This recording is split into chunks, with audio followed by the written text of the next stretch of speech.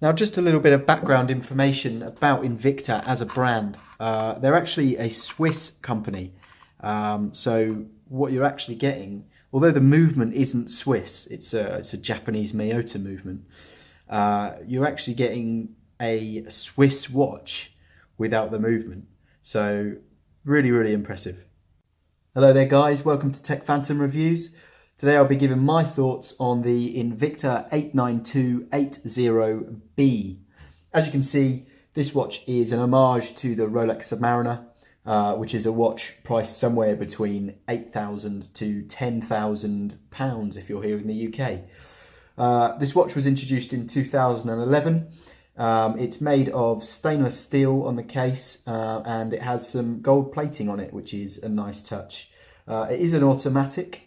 The width of the watch is 40 millimeters on the case and the depth is 13 millimeters. I'll just show you that there. So that's 13 millimeters. This watch comes with you can see that there. It's got a display back so you can see the automatic movement, which is a really nice touch. It looks great when people can see it, but you have to take it off to show them that. I think Invicta have done a really nice job with this watch. It looks great, and compared to the Rolex Submariner, it looks very, very similar. You have the lovely sweeping hand here.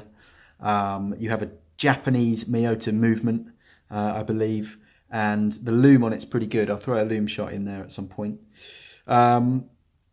With regards to the build quality of the watch, it's pretty good. The bracelet is quite light, but the actual watch case itself feels really, really good.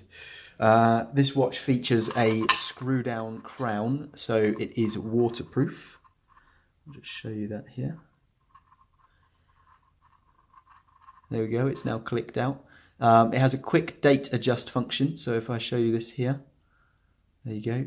So you can change the date very, very quickly. It does have hacking, so if I pull the crown out another click, there we go. As you see, the second hand stops. That's called hacking, which means that it's really easy to set your time to either the correct time or to another watch perhaps. So that's really good. And as you push the crown in, that second hand starts ticking again. I'll just screw that crown back in there. You do have a rotating bezel, just like on the Rolex Submariner. It is unidirectional, which means you can only twist it one way. So I'll show you that there. It's quite difficult to do, but rather that than it being really, really easy and clicking all the time. So there is very, very little play once you've clicked it in place, almost none. I have to say the build quality of this Invicta is really, really impressive.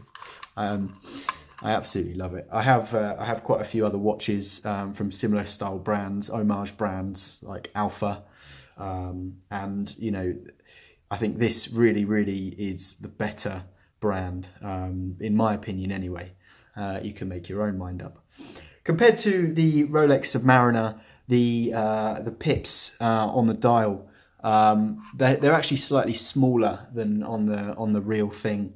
I mean, that's not an issue for me, but if you really are looking for something that's, you know, a real close copy to the real thing, then this watch may not be for you. I bought this watch for around 80 British pounds on Amazon. I'm sure you can find it cheaper elsewhere, but you know, that was a good price for me. I've been wearing it for around a week now, and I'm really, really happy with it. I'm in the process of doing some tests to see whether it loses time or makes time, which I'll put the results in the description of this video. If you have any questions about the watch, feel free to send them my way. I'll just show you again around the watch. You do have the Invicta wording on the side of the case, which some people might be okay with that, others not so much.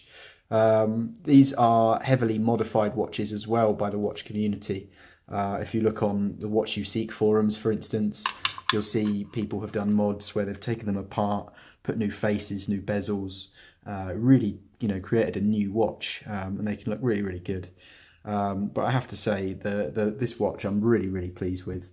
It is waterproof, as I said, up to 20 bar, which is really good for a watch that's under 100 British pounds. And the watch weighs about 249 grams as well, so there is a bit of heft to it. In my opinion, if something could be done better, maybe the strap. I would make the strap a little bit more hefty. I do have some issues with this clasp as well. That gets very sticky. I find, which you only take it off and on every now and again, but it's not great. But all in all, would highly recommend the Invicta Pro Diver automatic. For an automatic watch that's got a good Japanese movement. You can wind it as well, so you can wind it hand winding like this. You can hear that there. It's a really good watch. Has lots of features of a more expensive watch for a fraction of the price. Would highly recommend it. As I say, I'll throw that loom shot in there, and thanks very much, and have a great day. Until next time.